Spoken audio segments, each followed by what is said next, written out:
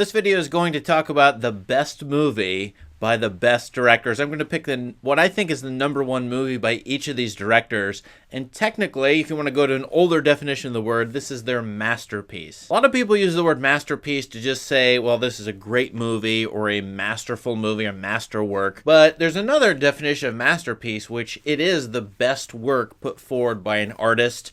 Or if someone were to go into, this is an old-time definition, go to enter into a guild, a craftsman's guild. They would submit their best work to the guild, and then that work was their quote-unquote masterwork. Well, I'm going to use that definition of masterpiece here, the best work, what I think is the best work by each of these directors. This list is going to go through the top 50. This video, though, is on number 50 to number 25. This is completely improvised by me. I haven't looked at this ahead of time. And I'm using a site called Studio Binder. It's the first site that comes up right now, as of now, on the Google search for best directors. So it's kind of a random list of directors in the sense that there are other organizations, other places that have a completely different list. But I'm just going to go with this one because I think this one will be popular enough and people will like this video. Let's start out with number 50, and I'm looking right at Woody Allen. Actually, I like Woody Allen a lot. My favorite critic, Roger Ebert, really loved Woody Allen. I don't like him personally, but he has a number of excellent movies. My favorite movie from him, I think his masterpiece, is The Purple Rose of Cairo. Great script, great direction, heavily philosophical and relevant to all times and all places. I really like what this movie does, discussing how movies influence us, how we influence the movies, the intersection between reality and fantasy, as it were. Number 49 on this list is Kathryn Bigelow. Okay, so what am I going to pick from her? The first movie that comes to mind is The Hurt Locker. She won an Oscar for it. I'd probably pick that one. However, I'm a fan of an underrated movie by her is K-19. I just like the scenario in that movie, but probably The Hurt Locker is her best. Ooh, now number 48, Tim Burton. This is going to be a tough one because he's got a number of weird movies, and my favorite from him, I think his best movie, his masterwork, is Ed Wood. I'm on record as absolutely loving this movie. I think it gets everything down tonally. I think this is about a number of great things, the delusion of an artist, what an artist is, all kinds of great stuff in here. Great, well shot, great cinematography, great acting. Martin Landau's performance is amazing in it. So I'm picking Ed Wood here. Oh, number 47, Terry Gilliam. I did a top movie list of Terry Gilliam. This is a really hard one. I'm going to say something that's going to make people mad. It's going to be The Zero Theorem. My favorite movie from him. Really great set. I know this is very low rated on the internet, but I like The Zero Theorem. If I'm going to have to pick one that's normal, it's going to be Brazil probably, but I like The Zero Theorem. That's the one I would pick from him. Number 46, Wes Anderson. There is no contest here. It's very easy. His masterwork is The French Dispatch. An amazing movie in every single way. I think he's close to Orson Welles in French Dispatch, quite honestly, in terms of his talent he's showing off. So I'm picking that one. Ooh, number 45, Powell and Pressburger, The Archers. Oh, gosh, this is a tough one. I'm probably going to pick Colonel Blimp. That's one that's a sprawling, not quite an epic, but a sprawling story with a lot going on in it. And I think that shows off their writing ability, their ability to touch contemporary culture, the beauty of the Technicolor they use. I mean, they're really, really great artists. I'll probably pick The Life and Death of Colonel Blimp. I'm skipping number 44, Loisweber on this list. I actually don't know her. I think I might have watched one movie by her, but I don't know her well enough to pick. So what do you think is Loisweber's best movie? Number 43 is William Friedkin, and we really only have 2 or 3 options here, in my opinion.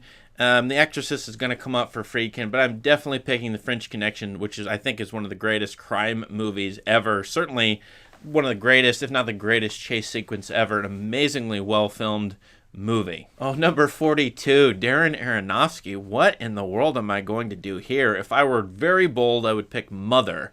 However, most people hate that movie. So how could I pick a masterwork that most other people hate, even though I like it? I should probably pick The Wrestler, maybe Pi. This is a tricky one, so I probably would pick The Wrestler. I think that's a really good movie, although, boy, this is a tough one. I'm not sure he has a masterwork yet, or Mother is, and I'm just too scared to pick it. Number 41, Spike Lee. Most people would say Do the Right Thing, and that could be the absolute apex of Spike Lee, his masterwork. I think it's Malcolm X. That's a 3-hour movie with a lot going on in it. I mean, it's a huge, sprawling story of a man's life, central figure of the 20th century. It's got to do a lot of work to talk about psychology, social movements, culture. I mean, all kinds of stuff in that. I think Malcolm X displays more skill, maybe, than Do the Right Thing. Oh, number 40 is Pedro Almodovar. I always mispronounce things, so forgive me about that. I'm not actually sure. I haven't watched enough of his movies to comment on this. I don't know him well enough, so I'm going to punt to you guys. What do you think is his best movie? Let us know in the comments. Oh gosh, number 39 is Lars Von Trier. Oh man. I'm almost certain I got to pick Breaking the Waves, but I don't think that's his best work technically. And so I'm not really sure what to pick here. My favorite two movies from him are Breaking the Waves and Melancholia, though Dogville? Boy, this is a tough one. So I'll really take your pick, but I suggest Breaking the Waves. I think that's probably what I would pick here, although I'm probably wrong. Number 38, Abbas Kiarostami, the great Iranian director. This is a tough one, partly because his Coker trilogy is 3 movies. Should I package them together, or should I separate each one of them out? Most people will say it's Close Up. Oh, I'm not sure about, or Taste of Cherry, but my favorite of him is Life and Nothing More, the second movie in the Coker trilogy, though I'm not sure that's his best. Probably we do have to pick Close Up here. I think that probably is his masterwork, although it's not my favorite of his. Number 37 is Brian De Palma, actually one of my favorites. I really like De Palma a lot. Although he can be too gruesome, too sensationalistic, I think that's one of his flaws. Certainly most people pick Scarface. Blowout, maybe, or The Untouchables comes up. People know Carrie, the first Mission Impossible movie, of course, but which one of these is most technically challenging? It probably is Scarface. I'd probably have to pick that, but my favorite of his is Body Double, so take your pick. This is a hard thing to do, by the way. I'm kind of struggling here. I probably would pick Body Double if forced to. Number 36, Alejandro Inarritu. I don't think I pronounced that right, but everybody knows that he won Oscars for a couple movies, The Revenant included. I really, really like Birdman. Is that his masterwork over The Revenant? The Revenant is probably harder to make, actually. But I think Birdman shows off a lot of skill over the whole breadth of movies. From acting, cinematography, sound, meaning of the movie, story, and all kinds of things. So I think Birdman is the one I'd pick for him. Number 35 is really tough. Satyajit Rai, who made a lot of great movies, great Indian director here. And the other problem here is he's got a trilogy that's packaged together called the Apu trilogy. So do I take the whole Apu trilogy and say that's his masterwork? I'm going to cheat and say yes, because those 3 films really work together as a story, and you can't watch the second and third one without seeing the first one. So I'm going with the Apu trilogy and cheating here. Oh, number 34 is Ridley Scott. Now we're going to get real tough, because a number of these directors have several great movies. And, of course, there's Alien and Blade Runner, probably the top 2. I have been on record praising other of his movies, including Black Hawk Down. I'm sure it's Blade Runner. How could I not go with that? Just because of the influence, the technical achievement, the look of that movie, the atmosphere. I'll just go with that as his masterwork. Number 33, I'm not even going to try to pronounce this on the fly without looking it up, but I don't know her movies either, so if someone could help me out here, what's her best movie? Let us know. Number 32 is Frank Capra, who's not going to say It's a Wonderful Life, but masterwork? Ooh, that's tricky. Oh, man, I like all of his movies, a lot of his movies, that is. My favorite is probably Mr. Deeds Goes to Town. Was that the most challenging? I'm sure It's a Wonderful Life is more challenging, but I'll be conventional. It's a Wonderful Life. That's his masterwork. Number 31 is D.W. Griffith. Oh my goodness. Really? Birth of a Nation. I'm sure the one is Intolerance. That is a movie on a humongous scale. Not my favorite movie, but the technical mastery of that, the amazing things he did in that movie. 3-hour movie, silent period. He was a box office success, so let me pick Intolerance for D.W. Griffith. Oh no, number 30. Terence Malick, one of my absolute favorites. Who could pick anything here? Most people are going to say The Tree of Life. I probably should too. But my favorite of his is The Thin Red Line. I think The Tree of Life shows off way more skill though, and so I'm going to pick that one. Even though I'd probably pick another one of his movies to watch before I rewatch Tree of Life. Number 29 is the Coen Brothers. Now, they won an Oscar for No Country for Old Men.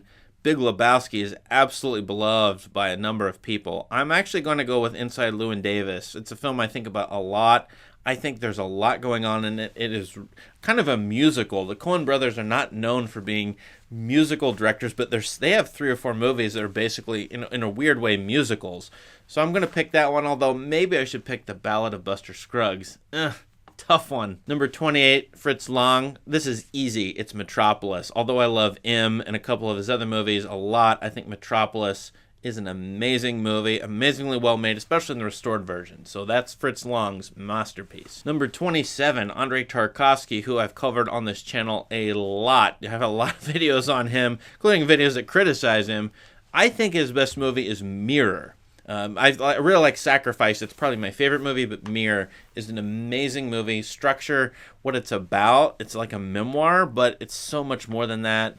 So this is a tough one, but Mirror, I think, is his masterwork. Number 26, David Lane. Interesting director because he's got all these personal, smaller scale stories. He did adaptations of books like the Charles Dickens books, Oliver Twist, for example. And then he went into these epics later in his career, which he's probably known for. I think there's no contest. It's Lawrence of Arabia. That's the hardest movie, the most technically amazing movie, interesting movie to me, so I'm picking Lawrence of Arabia here. And that's it for numbers 26 to 50. What do you think about this list? What would you have chosen? What do you think you should have said, or what would you swap out? What are the masterpieces here, masterworks? Let us know, and check out the video for number 1 through 25, greatest masterworks by the greatest directors ever. Please subscribe. Have a great day.